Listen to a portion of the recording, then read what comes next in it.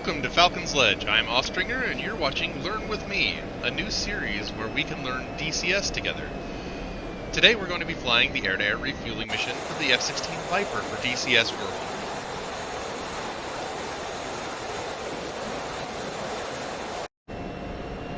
I've flown simulators for about 30 years, but I spent most of my time goofing off instead of learning the systems or trying to fly the plane like it's supposed to be flown.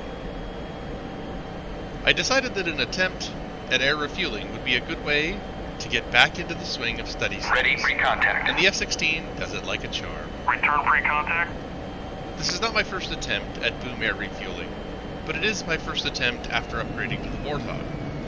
I've refueled with the drogue chute method used by US Navy and Russian aircraft using the Warthog, and it went much smoother than when I did it once or twice before with my X-52.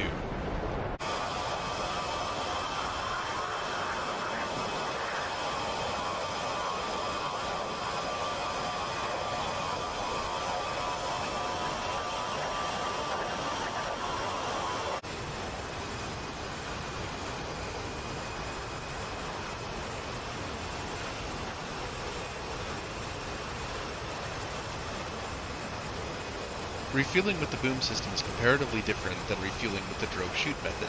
Instead of flying your probe into the basket, you fly yourself into position under the tanker, where the boom operator will connect the boom to your aircraft. At that point, you will fly the lights under the tanker.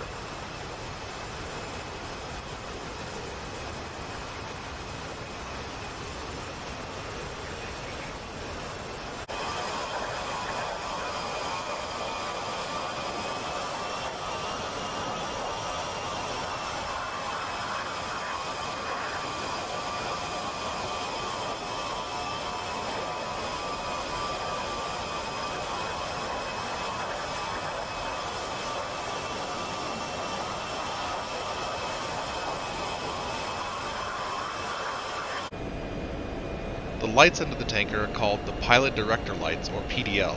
The left are your up and down axis, and your right is your forward aft positioning.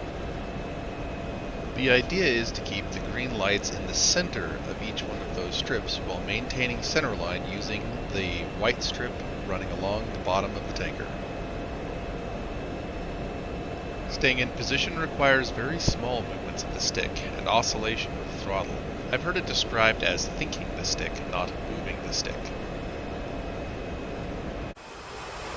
This video has been edited down for time, but in this refueling session I actually disconnected a couple times and had to reconnect. But this, after all, was my first time.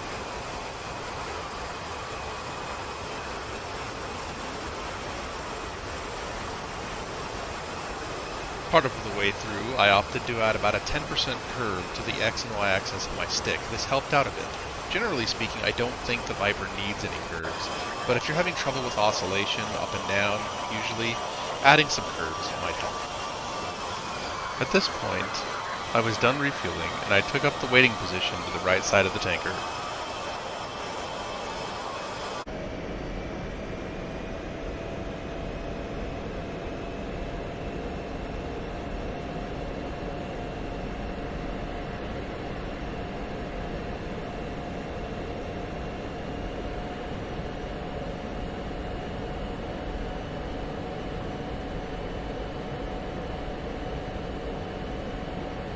I think I need to instruct my wingman to refuel, but at the time I didn't know that.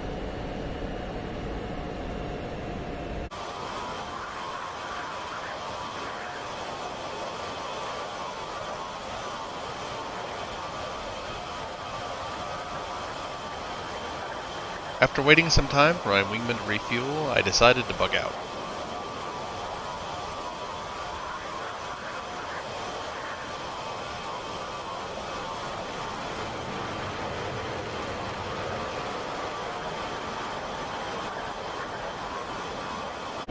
I hope you enjoyed the first video in this series. If you like my content, please subscribe and leave a thumbs up on the video.